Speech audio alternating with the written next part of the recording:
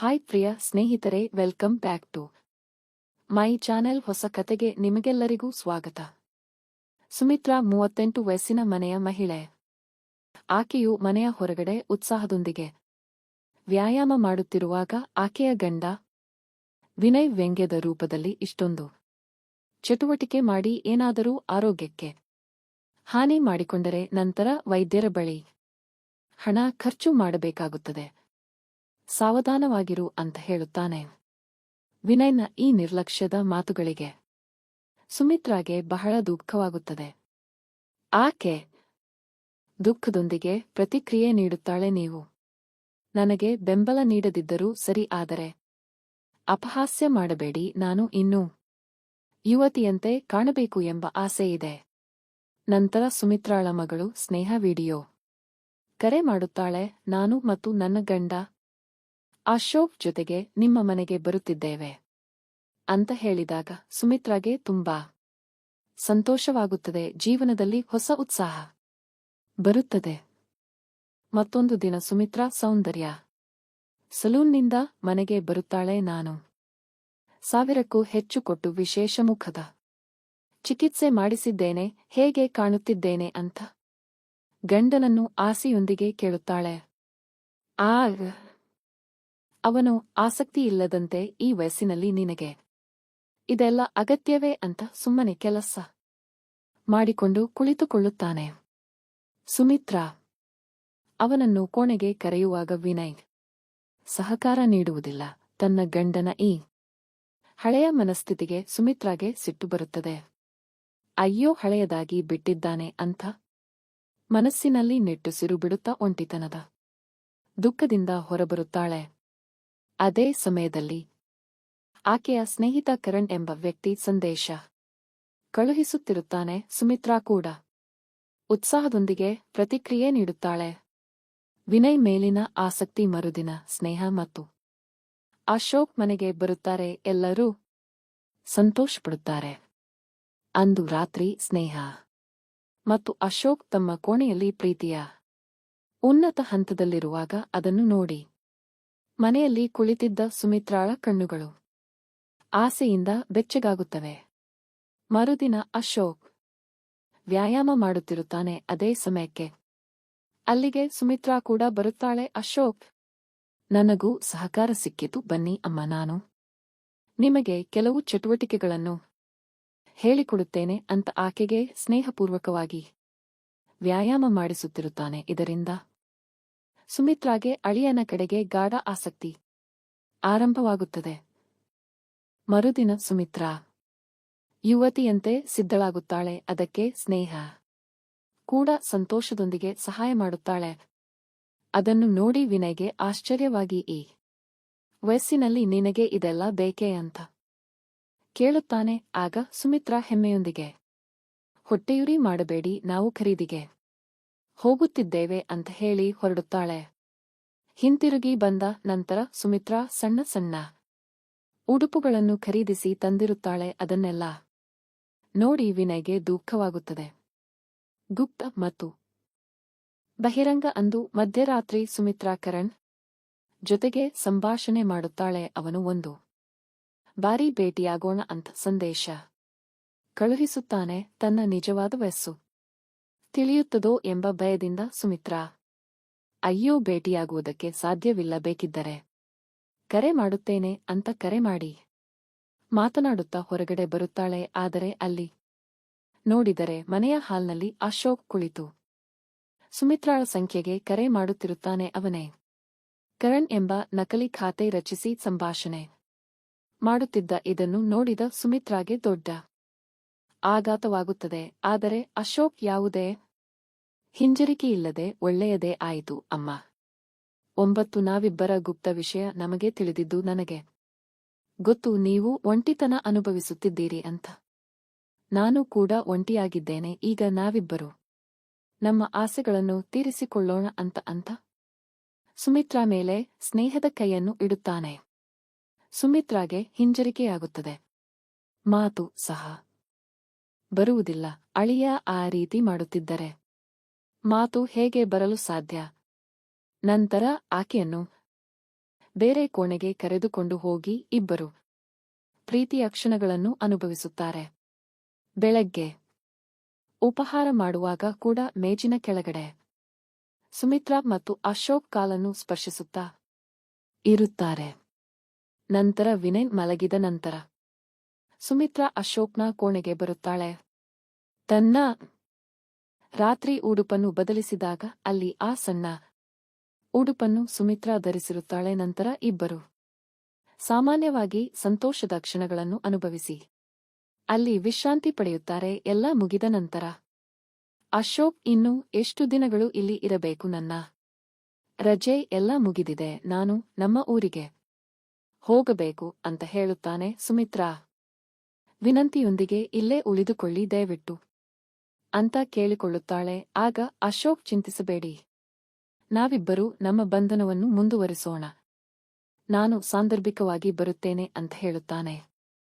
ಆಘಾತ ಮತ್ತು ಆಶ್ಚರ್ಯ. ಮರುದಿನ ಬೆಳಗ್ಗೆ ಸ್ನೇಹ ಮತ್ತು ಅಶೋಕ್ ಅಲ್ಲಿಂದ ಹೊರಟು ಹೋಗುತ್ತಾರೆ. ಸುಮಿತ್ರಾ ದುಃಖದಲ್ಲಿ ಅವರನ್ನು ಕಳುಹಿಸಿಕೊಡುತ್ತಾಳೆ. ಅಂದು ರಾತ್ರಿ ವಿನಯ್ ಮಗಳು ಅಳಿಯ ತಲುಪಿದ್ದಾರೆ ಅಂತ ಹೇಳುತ್ತಾನೆ. ಅದನ್ನು ಕೇಳಿ ಸುಮಿತ್ರಾಗೆ ಆಶ್ಚರ್ಯವಾಗುತ್ತದೆ. ಹೌದು, ನನಗೆ ತಿಳಿಸಲಿಲ್ಲವಲ್ಲ ಅಂತ ಸಿಟ್ಟು ಮಾಡಿಕೊಳ್ಳುತ್ತಾಳೆ. ನಂತರ ಸುಮಿತ್ರಾ ಅಶೋಕ್ಗೆ ಸಂದೇಶ ಕಳುಹಿಸುತ್ತಾಳೆ. ಆಗ ಅಶೋಕ್, ನನಗೆ ತುಂಬಾ ಆಯಾಸವಾಗಿದೆ, ನಾಳೆ ಮಾತನಾಡುತ್ತೇನೆ ಅಂತ ಪ್ರತಿಕ್ರಿಯೆ ನೀಡುತ್ತಾನೆ. ಇದರಿಂದ ಸುಮಿತ್ರಾಗೆ ಬಹಳ ದುಃಖವಾಗುತ್ತದೆ. ಮರುದಿನ ಬೆಳಗ್ಗೆ ಸುಮಿತ್ರಾ ಸ್ನಾನ ಮಾಡಿ ಬರುವಷ್ಟರಲ್ಲಿ ವಿನಯ್ ಆಕೆಯ ಫೋನನ್ನು ನೋಡುತ್ತಿರುತ್ತಾನೆ. ಅದರಲ್ಲಿ ಅವರಿಬ್ಬರ ಪ್ರೀತಿಯ ಚಿತ್ರಗಳು ಇರುತ್ತವೆ. ಸುಮಿತ್ರಾ ಬಂದ ನಂತರ ವಿನಯ್ ಕೋಪದೊಂದಿಗೆ, ಏನಿದೆಲ್ಲ, ಅಳಿಯನ ಜೊತೆಗೆ ಈ ರೀತಿ ನಡೆದುಕೊಂಡಿದ್ದೀಯಾ ಅಂತ ಕೇಳುತ್ತಾನೆ. ಆಗ ಸುಮಿತ್ರಾ ಭಯದೊಂದಿಗೆ, ಅಯ್ಯೋ, ಇದೆಲ್ಲ ಹೇಗಾಯಿತು, ನನಗೆ ಗೊತ್ತಿಲ್ಲ ಅಂತ ಹೇಳುತ್ತಾಳೆ.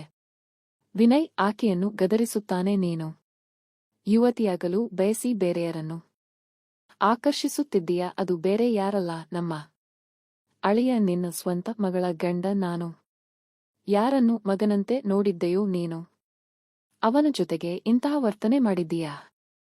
ನಾನು ಈಗಲೇ ಎಲ್ಲಾ ವಿಷಯವನ್ನು ಸ್ನೇಹಾಗೆ ಹೇಳುತ್ತೇನೆ, ಯಾಕೆಂದರೆ ಅಶೋಕ್ ನಿನ್ನ ಜೊತೆಗೆ ಹೀಗೆ ನಡೆದುಕೊಂಡಿದ್ದಾನೆ ಅಂತಂದರೆ ಇನ್ನು ಅವನಿಗೆ ಎಷ್ಟು ಬೇರೆ ಸಂಬಂಧಗಳು ಇರಬಹುದು ಎಂದು ಹೇಳಿ ಹೊರಡುವಾಗ ಅವನನ್ನು ಸುಮಿತ್ರಾ ತಡೆಯಲು ಪ್ರಯತ್ನಿಸುತ್ತಾಳೆ. ಆಗ ಆಕೆಯನ್ನು ತಳ್ಳಿ ವಿನಯ್ ಹೊರಡುವಾಗ ಹೂದಾನಿಯಿಂದ ಬಡಿದುಕೊಂಡು ಆರೋಗ್ಯ ಸಮಸ್ಯೆಯಿಂದ ಅಲ್ಲೇ ಕುಸಿದು ಬೀಳುತ್ತಾನೆ. ಹೊಸ ಬದಲಾವಣೆ ಮತ್ತು ಕಷ್ಟ. ಮರುದಿನ ವಿನಯ್ನ ಚಿತ್ರದ ಮುಂದೆ ಬಿಳಿ ಉಡುಪು ಧರಿಸಿ ಸುಮಿತ್ರಾ ನಿಂತಿರುತ್ತಾಳೆ. ಮನೆಗೆ ಬಂದವರಿಗೆಲ್ಲ ಅವನು ಮಹಡಿಯಿಂದ ಬಿದ್ದು ತಲೆಗೆ ಪೆಟ್ಟಾಗಿ ಹೋದ ಅಂತ ಕತೆ ಹೇಳಿರುತ್ತಾಳೆ. ಆಗ ಅಶೋಕ್ ಬಂದು, ನಾವು ನಿಮ್ಮನ್ನು ಒಂಟಿಯಾಗಿ ಬಿಡುವುದಿಲ್ಲ, ನಾವು ನಿಮ್ಮ ಜೊತೆಗೆ ಇರುತ್ತೇವೆ ಅಂತ ಸುಮಿತ್ರಾಳ ಕೈಯನ್ನು ಮುಟ್ಟುತ್ತಾನೆ. ಸುಮಿತ್ರಾ ಆಸೆಯೊಂದಿಗೆ ಅಶೋಕ್ನು ನೋಡುತ್ತಾಳೆ. ನಂತರ ಅಶೋಕ್ ಮಹಡಿಯ ಮೇಲೆ ನಿಂತು ಧೂಮಪಾನ ಮಾಡುತ್ತಿರುತ್ತಾನೆ. ಹಿಂದಿನಿಂದ ಬಂದ ಸುಮಿತ್ರಾ ಅವನನ್ನು ತಬ್ಬಿಕೊಳ್ಳುತ್ತಾಳೆ. ಪ್ರೀತಿಯ ಮಾತುಗಳನ್ನು ಹೇಳಲು ಬಯಸುತ್ತಾಳೆ. ಆಗ ಅಶೋಕ್ಗೆ ಆಘಾತವಾಗುತ್ತದೆ. ಇಂತಹ ಸಂದರ್ಭದಲ್ಲಿ ಕೂಡ ಹೀಗೆ ನಡೆದುಕೊಳ್ಳುವುದಕ್ಕೆ ಹೇಗೆ ಸಾಧ್ಯ ಅಂತ ಕೇಳುತ್ತಾನೆ. ಆಗ ಸುಮಿತ್ರಾ ವಿಚಿತ್ರವಾಗಿ ನಗುತ್ತಾಳೆ. ಇದನ್ನು ಸಂದರ್ಭ ಮಾಡಿದ್ದು ನಾನು, ನಮ್ಮಿಬ್ಬರ ವಿಷಯ ನನ್ನ ಗಂಡನಿಗೆ ತಿಳಿದು ಬಿಟ್ಟಿತ್ತು, ಅವನು ಮಗಳಿಗೆ ಹೇಳುತ್ತೇನೆ ಅಂತ ಹೆದರಿಸಿದ, ಅದಕ್ಕೆ ನಾನು ಅವನೊಂದಿಗೆ ಜಗಳ ಮಾಡಿದ್ದು. ಈಗ ನೋಡು, ನೀವು ಇಲ್ಲೇ ಇರುತ್ತೀರಿ, ಒಂದೇ ಹೊಡೆತಕ್ಕೆ ಎರಡು ಫಲಗಳು ಸಿಕ್ಕಿದ್ದೇನೆ ಎಂದು ಹೇಳಿ ನಗುತ್ತಾಳೆ. ಇದರಿಂದ ಅಶೋಕ್ಗೆ ದೊಡ್ಡ ಆಘಾತವಾಗುತ್ತದೆ. ಅಂದು ರಾತ್ರಿ ಭೋಜನ ಮಾಡುವಾಗ ಬಿಳಿ ಉಡುಪನ್ನು ಬದಲಿಸಿ ಬಣ್ಣದ ಉಡುಪಿನಲ್ಲಿ ಸುಮಿತ್ರಾ ಬರುತ್ತಾಳೆ. ಆಕೆಯನ್ನು ನೋಡಿ ಸ್ನೇಹ ಆಶ್ಚರ್ಯಪಡುತ್ತಾಳೆ. ಸುಮಿತ್ರಾ, ನಿನ್ನ ತಂದೆಗೂ ಕೂಡ ನಾನು ಬಿಳಿ ಉಡುಪು ಧರಿಸಿ ದುಃಖಪಡುವುದು ಇಷ್ಟವಿರಲಿಲ್ಲ, ಅದಕ್ಕಾಗಿ ನಾನು ಹೀಗೆ ಬದಲಾಗಿದ್ದೇನೆ ಅಂತ ಮಗಳಿಗೆ ಹೇಳಿ ಒಪ್ಪಿಸುತ್ತಾಳೆ. ಅಂದು ಮಧ್ಯರಾತ್ರಿ ಅಶೋಕ್ಗೆ ಕರೆ ಮಾಡಿ ತನ್ನ ಕೋಣೆಗೆ ಸುಮಿತ್ರಾ ಕರೆಸಿಕೊಳ್ಳುತ್ತಾಳೆ. ನಾನು ನಿನಗಾಗಿ ಕಾಯುತ್ತಿದ್ದೇನೆ ಅಂತ ಮಲಗುವ ಮೇಲೆ ಕರೆಯುತ್ತಾಳೆ. ಆಗ ಅಶೋಕ್ ನೀನು ಇಂತಹ ಸಂದರ್ಭದಲ್ಲಿ ಕೂಡ ಸ್ವಲ್ಪ ತಾಳ್ಮೆಯಿಂದ ಯೋಚಿಸಬೇಕು, ತಪ್ಪು ಮಾಡಬಾರದು. ಸ್ನೇಹ ಕೂಡ ವಿಶ್ರಾಂತಿ ಪಡೆಯುತ್ತಿದ್ದಾಳೆ ಅಂತ ಅಲ್ಲಿಂದ ಎದ್ದು ಹೋಗುತ್ತಾನೆ. ಇದರಿಂದ ಸುಮಿತ್ರಾಗೆ ತೀವ್ರ ದುಃಖವಾಗುತ್ತದೆ. ಮರುದಿನ ಬೆಳಗ್ಗೆ ಅಶೋಕ್ ಸ್ನೇಹ ಜೊತೆಗೆ ಸ್ವಲ್ಪ ಪ್ರೀತಿಯಾಗಿ ನಡೆದುಕೊಳ್ಳುತ್ತಿರುವ ಸಮಯದಲ್ಲಿ ಅಲ್ಲಿಗೆ ಸುಮಿತ್ರಾ ಬಂದು ನೋಡಿ ಸಿಟ್ಟಿನೊಂದಿಗೆ ಹೊರಟು ಹೋಗುತ್ತಾಳೆ. ನಂತರ ಅವರ ಮನೆಗೆ ಪೊಲೀಸರು ಬಂದು ನಿಮ್ಮ ಪತಿಯ ಪರೀಕ್ಷೆಯ ನಂತರ ಅದು ಅವರ ತಲೆಗೆ ಗಾಯವಾಗಿ ಹೋದ ರಿಪೋರ್ಟ್ ಬಂದಿದೆ ಅಂತ ಹೇಳುತ್ತಾರೆ. ಇದರಿಂದ ಸುಮಿತ್ರಾಗೆ ಆತಂಕವಾಗುತ್ತದೆ. ಅವರು ಮೆಟ್ಟಿಲಿನಿಂದ ಬಿದ್ದು ಬಿಟ್ಟರು, ಅದಕ್ಕೆ ಹೋದಿರಬಹುದು ಅಂತ ನಾನು ಭಾವಿಸಿದ್ದೆ ಅಂತ ವಿವರಣೆ ನೀಡುತ್ತಾಳೆ. ಪೊಲೀಸರು ನಿಮಗೆ ಯಾರ ಮೇಲಾದರೂ ಅನುಮಾನ ಇದ್ದರೆ ನಮಗೆ ಹೇಳಿ ಅಂತ ಹೇಳಿ ಹೊರಟು ಹೋಗುತ್ತಾರೆ. ಅವತ್ತು ರಾತ್ರಿ ಮತ್ತೆ ಅಶೋಕ್ನ ಕೋಣೆಗೆ ಕರೆದುಕೊಂಡು ಬಂದು ಒತ್ತಾಯ ಮಾಡುತ್ತಾಳೆ. ಆಗ ಅಶೋಕ್ ಪೊಲೀಸರು ಕೂಡ ಪರಿಶೀಲನೆ ಆರಂಭಿಸಿದ್ದಾರೆ. ಸಿಕ್ಕಿಬಿದ್ದರೆ ನೀನು ನಾನು ಇಬ್ಬರಿಗೂ ಸಮಸ್ಯೆಯಾಗುತ್ತದೆ. ಯಾಕೆಂದರೆ ಒಂದು ರೀತಿಯಲ್ಲಿ ಅವರ ಸಮಸ್ಯೆಗೆ ನಾನೇ ಕಾರಣ ಅಂತ ಆಕೆಗೆ ಸಲಹೆ ನೀಡುತ್ತಾ ಇರುವಾಗಲೇ ಅಲ್ಲಿಗೆ ಸ್ನೇಹ ಬಂದು ಬಿಡುತ್ತಾಳೆ. ಸ್ನೇಹ ಕೋಪ ಮತ್ತು ದುಃಖದೊಂದಿಗೆ ಕೂಗುತ್ತಾಳೆ, ನೀನು ಏನು ಕೀಳು ಮಹಿಳೆ, ಅಮ್ಮ ನನ್ನ ತಂದೆಯೊಂದಿಗೆ ಜಗಳ ಮಾಡಿ ಹೋಗುವಂತೆ ಮಾಡಿದ್ದೀಯಾ? ನಂತರ ಅಶೋಕ್ಗೆ ನೀನು ನಿನ್ನ ತಾಯಿಯಂತಹ ಅತ್ತೆ ಜೊತೆಗೆ ಬಂಧನ ಇಟ್ಟುಕೊಂಡಿದ್ದೀಯಾ? ನನಗೆ ಅಸಹ್ಯವಾಗುತ್ತಿದೆ. ನಾನು ಈಗಲೇ ನಿಮ್ಮಿಬ್ಬರ ಬಗ್ಗೆ ಪೊಲೀಸರಿಗೆ ಹೇಳುತ್ತೇನೆ ಅಂತ ಹೇಳಿ ಹೊರಗಡೆ ಹೋಗುವಾಗ ಆಕೆಯನ್ನು ಸುಮಿತ್ರಾ ಹಿಡಿದುಕೊಳ್ಳುತ್ತಾಳೆ. ನೋಡು ಸ್ನೇಹ, ಇದನ್ನು ಸ್ವೀಕರಿಸಿಬಿಡು, ಅಂದರೆ ನಾನು ನನ್ನ ಎಲ್ಲಾ ಸಂಪತ್ತನ್ನು ನಿನಗೆ ನೀಡುತ್ತೇನೆ. ಆಗ ನೀನು ನಿನ್ನ ಗಂಡ ಇಲ್ಲಿ ಸುಖವಾಗಿ ಇರಬಹುದು ಅಂತ ಆಸೆಯ ಆಮಿಷ ತೋರುತ್ತಾಳೆ. ಆಗ ಸ್ನೇಹ ದೃಢವಾಗಿ ಪ್ರತಿಕ್ರಿಯೆ ನೀಡುತ್ತಾಳೆ, ನೀನು ನನಗೆ ಏನು ದಾನ ನೀಡಬೇಕು? ನನ್ನ ತಂದೆ ಅವರೇ ನನಗೆ ಹೇಳಿದ್ದರು, ಎಲ್ಲಾ ಸಂಪತ್ತನ್ನು ನನ್ನ ಹೆಸರಿಗೆ ಬರೆದಿದ್ದೇನೆ ಅಂತ. ನೀನು ನನಗೆ ಯಾವುದೇ ಆಸೆ ತೋರಿಸಬೇಕಿಲ್ಲ. ಆಗ ಅಶೋಕ್ ಪಶ್ಚಾತ್ತಾಪದೊಂದಿಗೆ ಸ್ನೇಹಳನ್ನು ಕೇಳಿಕೊಳ್ಳುತ್ತಾನೆ, ನಾನು ತಪ್ಪು ಮಾಡಿಬಿಟ್ಟೆ, ದಯವಿಟ್ಟು ನನ್ನನ್ನು ಕ್ಷಮಿಸಿಬಿಡು. ನಾನು ತಪ್ಪು ಮಾಡಿದ್ದೇನೆ ನಿಜ, ಆದರೆ ಇವಳೇ ಸಮಸ್ಯೆ ಸೃಷ್ಟಿಸಿದ್ದು ನಾನು. ನೀನು ಈ ಮನೆಯನ್ನು ಬಿಟ್ಟು ಹೋಗೋಣ, ದಯವಿಟ್ಟು ನಾನು ಮಾಡಿದ್ದಕ್ಕೆ ನನ್ನನ್ನು ಕ್ಷಮಿಸಿಬಿಡು. ಆಗ ಸಿಟ್ಟುಗೊಂಡ ಸುಮಿತ್ರಾ, ನಾನು ನನ್ನ ಜೀವನವನ್ನು ಹಾಳು ಮಾಡಿಕೊಳ್ಳುವುದಕ್ಕೆ ಇವನೇ ಕಾರಣ, ಇವನಿಗಾಗಿ ನಾನು ನನ್ನ ಗಂಡನೊಂದಿಗೆ ಜಗಳ ಮಾಡಿದ್ದು, ಈಗ ಡಬಲ್ ಆಟ ಆಡುತ್ತಿದ್ದಾನೆ ಅಂತ ಅಶೋಕ್ನ ಕಡೆಗೆ ಗದರಿಸುತ್ತಾಳೆ. ಆಗ ಸಿಟ್ಟಿನಲ್ಲಿ ಅಶೋಕ್ ಸುಮಿತ್ರಾಳನ್ನು ತಳ್ಳಿ ಬಿಡುತ್ತಾನೆ.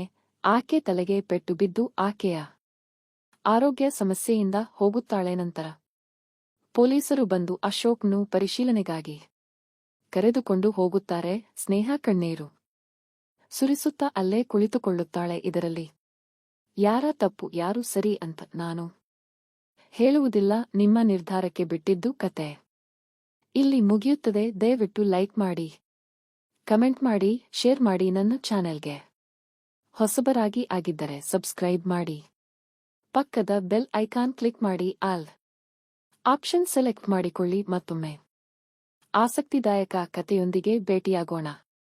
ಅಲ್ಲಿವರೆಗೂ ಬೈ ಬೈ.